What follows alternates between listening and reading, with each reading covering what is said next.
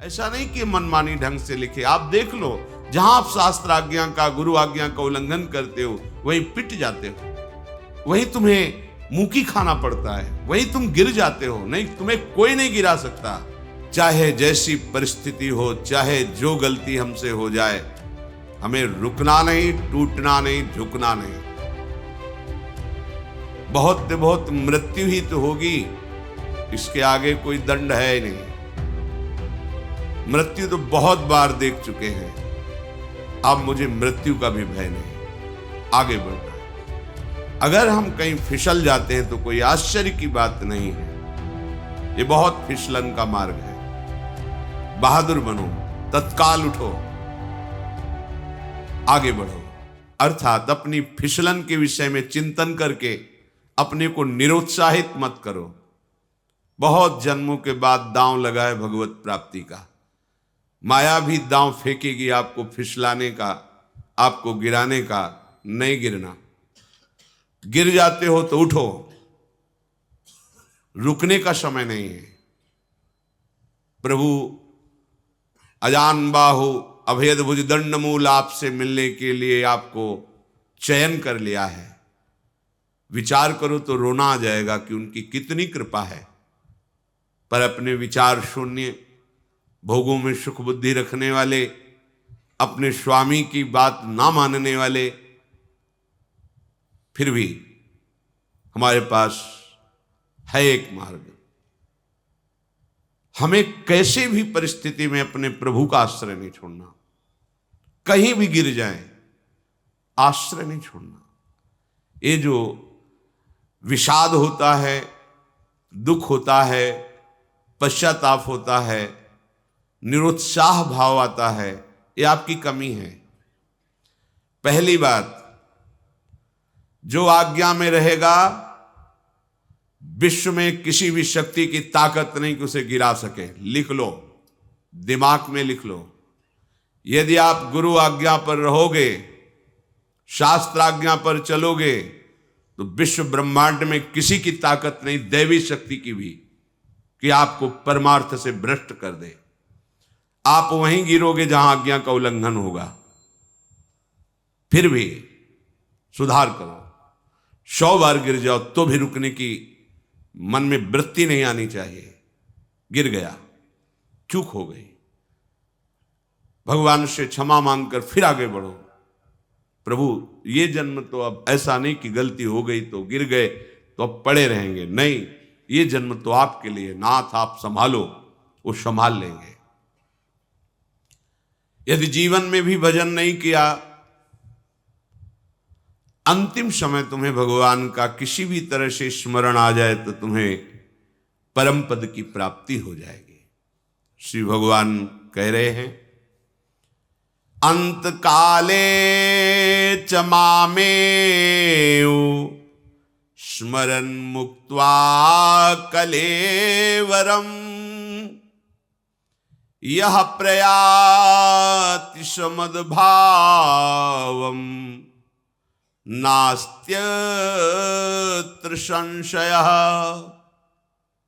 जो मनुष्य अंत काल में किसी भी तरह से मेरा स्मरण करके शरीर छोड़ता है, वह मेरे स्वरूप को प्राप्त हो जाता है, अर्थात भगवत प्राप्त हो जाता है। इसमें बिल्कुल संदेह ना करना। स्वयं भगवान कह रहे हैं, नास्त्यत्र संशयः, संशय की कोई गुंजाइश नहीं। किसी भी तरह से भगवत स्मरण हो जाए,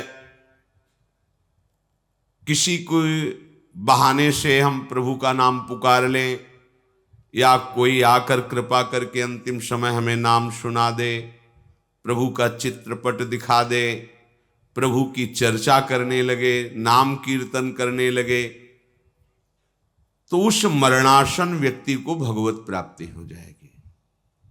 अगर भगवत प्रेमी महात्मा किसी का शव जाते हुए देख ले, चिता की धुएं को देख ले, चिता की राख को छू ले, उस जीव का कल्याण हो जाता है। सोचो, जिन भगवत चरणारविंद का आश्रय लेने वाले महापुरुषों का ऐसा प्रभाव है, क्या आप भगवद आश्रित नहीं हो सकते? आप भी तो भगवान के अंश हैं, प्रभु के बच्चे हैं। क्यों अपने जीवन को दुख में डाल रहे हो?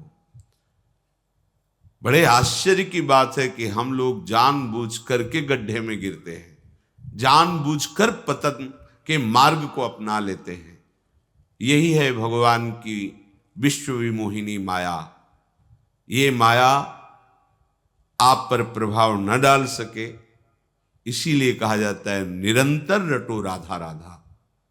पर सुने कौन? सब अपने मन की सुनते हैं।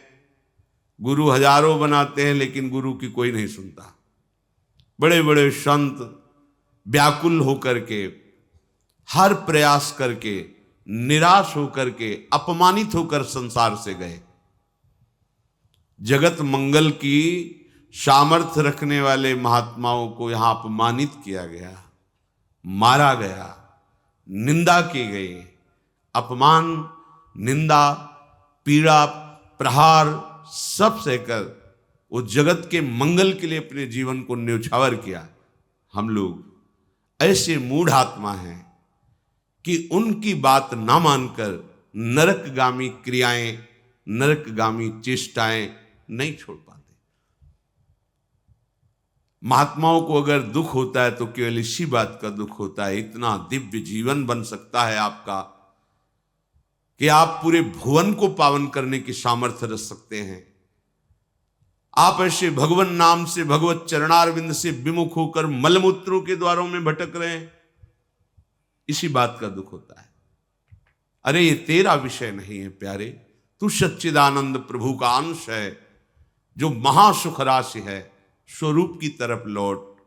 इस जगत के विषय भोगों में ना किसी को सुख मिला है, ना मिलेगा। मान जा मेरी बात। ये जितने भी शास्त्र हैं, ये सब आपको सुख देने के लिए है। इनकी जितनी भी आज्ञा है, ये आपको दुख से निकालने के लिए है। विश्वास कीजिए, जब हम गुरु आज्ञा का उल्लंघन करते हैं, भगवद विस्मरण करते हैं, भगवद विमुख आचरणों की प्रधानता चित्त में रख लेते हैं, उसी समय हमारा पतन हो जाता है। क्रिया तो बाद में होती है, चिंतन पहले होता है। चिंतन होते ही तुम्हारा पतन हो गया, अब तो उसकी क्रिया होगी बाद में। फिर भी भगवान हमें अवसर देते हैं, जितना समय बचा है उसे प्रभु के नाम में, प्रभु के धाम में लगा दीजिए। भजन करना बड़ा कठिन है, बातें बनाना सरल है।